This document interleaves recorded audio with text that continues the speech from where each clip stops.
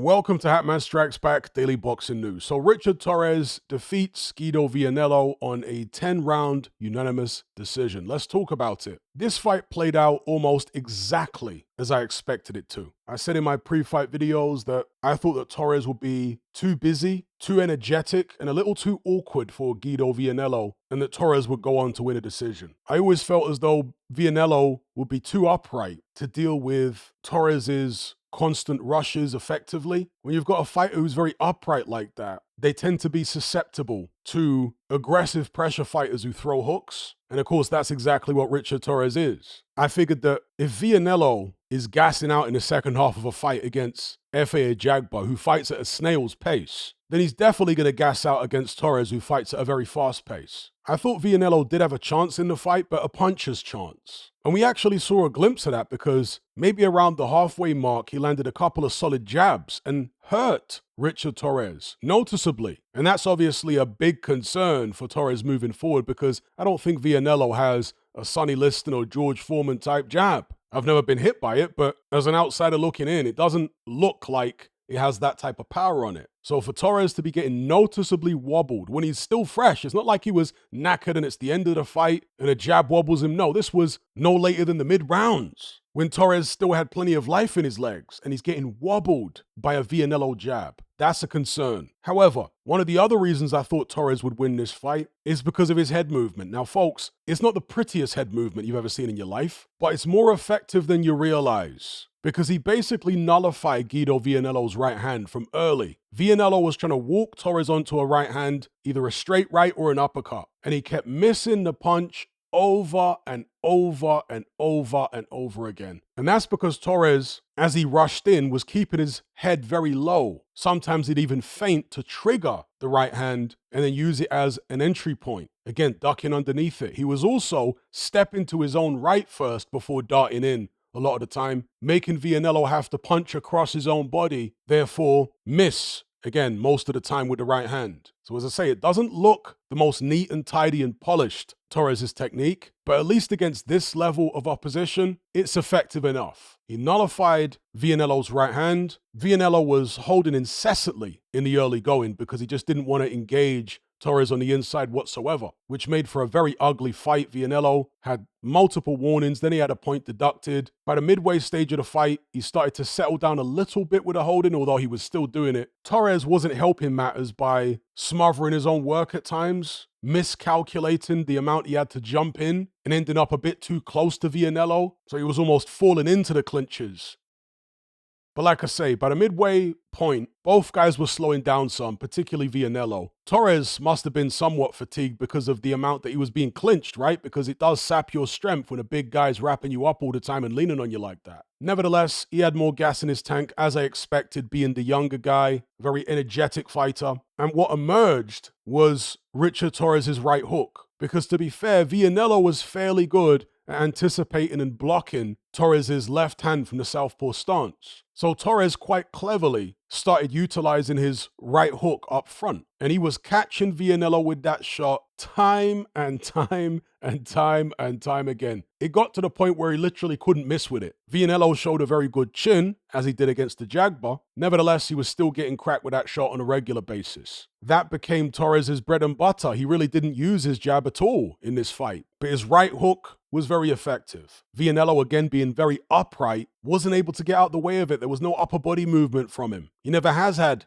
any upper body movement. He doesn't change his level, you know? He doesn't bend at the waist and bend his knees. Because when a taller fighter does that, he can offset the shorter guy's timing. When he's coming in looking for a particular shot, he thinks your head's going to be at a certain level, but you're actually bending your knees, bending at the waist, leaning to the side or slightly back, and then his hook's missing. Vianello barely does that. He was blocking Torres' left, yes, but in terms of bending at the waist, changing his level by bending his knees, he barely does that at all. And I always felt as though that would be a problem against a guy like Torres who just swarms all over you. He's a shorter heavyweight who's coming up with looping shots. And a guy who stands straight up is vulnerable to that type of fighter, unless he's got a George Foreman type jab and punching power, which Vianello doesn't have. So anyway, Vianello gassed out down the stretch, as I expected, and Torres just out-hustled him, taking a 10-round UD. Now, people are very skeptical about Torres. They were before this fight. There were many people actually picking Vianello to win. Despite the fact that Torres won, I know that many people are still skeptical of him. I'm skeptical, but I'm not quite as skeptical as many other people who leave comments on my live streams and in the comment section on my videos. Because at the end of the day, this is an Olympic silver medalist. I've watched his 2 fights with Bakhtir Jalilov.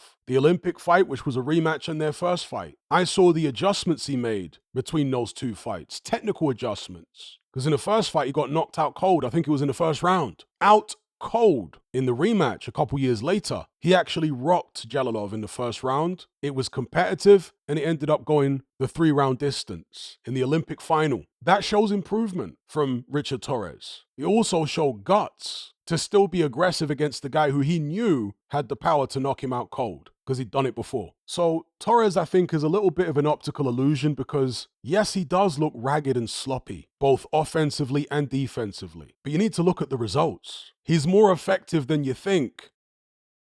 Also, there's some people questioning his power. I think he's got good power. Guido Vianello took Efe Ajagba's best shots. Folks, Efe Ajagba is a tremendous puncher. So the fact that Vianello went the distance with Torres, I don't think that reflects poorly on Torres' power. I think it reflects well on Vianello's chin. I'm not saying that Torres is the biggest puncher in the heavyweight division, but I think he's got pop, for sure. He's pretty quick, and he's got a lot of energy. And once Usyk and Fury and all the top guys aside from Dubois, because he's going to be around for a while, he's only 27, but once most of the top guys are retired, I can see Richard Torres fighting for the heavyweight title at some stage. With that being said, what I'd like to see next, and I don't think this will happen because the culture among American boxing promoters isn't conducive for this kind of thing, but ideally what I'd like to see is Torres fight his promotional stablemate, Jared Anderson. They fought in the amateurs, apparently Torres won. I'd like to see them run it back in the pros. Anderson looked poor in his last fight. There are lots of people who are skeptical about Torres. I'd like to see Top Rank match these 2 young heavyweights together, and winner stays on. The guy who gets the victory then gets the bigger push from Top Rank towards world honors. But as I say, it's a rarity in America for 2 young prospects to be fighting each other. Happens a lot in the UK and in other parts of the world, but for some reason in America, they barely ever do it anymore. Nevertheless, that's what I'd like to see. Torres versus Anderson next. Let me know what you guys think about all this in the comment section.